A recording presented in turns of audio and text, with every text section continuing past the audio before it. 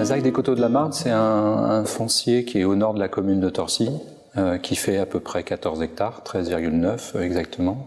Et c'est un espace qui surplombe la Marne, les Coteaux de la Marne, la route départementale d'Ispé qui fait la liaison entre le carrefour des Cantines et la Francilienne, et qui est sur un secteur qui est à proximité de l'île de loisirs de Vers-Torcy. Les enjeux d'urbanisation, c'est d'ouvrir un site au Torcéen qui n'a jamais été ouvert à la population puisque sur ce site précédemment existait un camping. Alors cette zone, elle a été conçue à partir de 2009 par deux acteurs, la ville de Torcy et la communauté d'agglomération. Le choix a été fait de travailler avec EPAMarne.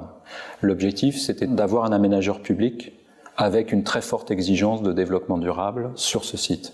Et c'est comme ça qu'on est abouti en fin d'année 2015 à la signature d'un traité de concession d'aménagement. Il y a deux types de produits sur cette ZAC des Coteaux de la Marne, puisqu'il y a toujours eu la volonté d'avoir un mixte, à la fois avec des logements et à la fois avec de l'activité et des services. Donc sur l'activité et les services, il y a deux équipements majeurs, un hôtel plutôt à l'ouest et quelque chose qui est novateur par rapport à la première version du projet, qui est un centre d'incendie et de secours. Ça, c'est l'aspect activité et services.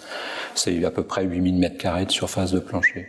Sur l'autre partie majeure, donc c'est de l'habitat, qui va se répartir à peu près avec une grande majorité de logements en accession à la propriété et 30% de logements locatifs sociaux. Donc là, on est à peu près sur un poids de 40 000 m² de surface de plancher et à peu près un peu moins de 600 logements qui vont être produits par cette ZAC des Coteaux de la Marne. Et avec un système très intéressant, on a une pente, on a une grande déclivité sur ce terrain.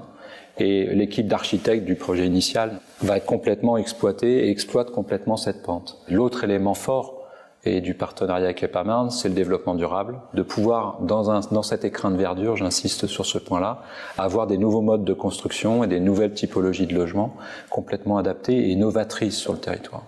Notamment le BIM, qui va permettre aussi, dans tous les aspects de concertation, d'explication, de démocratie locale avec la population, de montrer le plus fidèlement possible les différents types de modes constructifs, les différents types d'aménagements. L'élément essentiel de ce partenariat avec EPAMarne, c'est que pour la première fois dans l'histoire de ce qu'était précédemment la ville nouvelle, EPAMarne met en œuvre un projet qui a été défini au préalable par les collectivités et les élus. Et ça, c'est quelque chose qui est essentiel et qui est aussi la voie d'avenir pour l'établissement public sur d'autres territoires. Les prochaines étapes du projet, c'est donc les étapes réglementaires. Il y a aussi la loi sur l'eau, il y a différentes procédures administratives. Et puis, il va y avoir les premières mises en concurrence pour programmer la mise en route à la réalisation de cette ZAC des Coteaux.